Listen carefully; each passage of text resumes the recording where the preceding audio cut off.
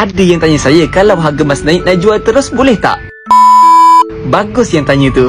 Harga emas naik sikit terus rasa nak jual. Harga emas naik, rasa untung dah. Sabar dah tuan-puan. Tuan-puan kena faham, bila tuan-puan jual emas tuan-puan akan dapat cash yang banyak. Jadi apa tuan-puan nak buat dengan cash tu? Kalau tuan-puan tak ada sebab yang penting kenapa tuan-puan nak jual emas tuan-puan, hold dulu, sabar dulu, fokus saja pada penambahan grade emas. Ingat tuan-puan, bila mana tuan-puan nak jual emas tuan-puan kena ingat 3 benda ni. Yang pertama, ada peluang tukarkan aset emas kepada aset yang lebih besar lagi, seperti rumah dan hartanah tuan-puan boleh dapatkan dengan harga yang murah. Jadi tuan-puan boleh jual sahaja emas tuan-puan. Yang kedua, bila dah capai matlamat simpanan emas tuan-puan, seperti tuan-puan dah capai matlamat simpanan tuan-puan nak pergi haji, nak pergi umrah, kos kahwin, nak beli rumah dan sebagainya. Yang ketiga, bila ada hal kecemasan dan duit simpanan cash tuan-puan dah habis, tuan-puan boleh jual sahaja emas tuan-puan.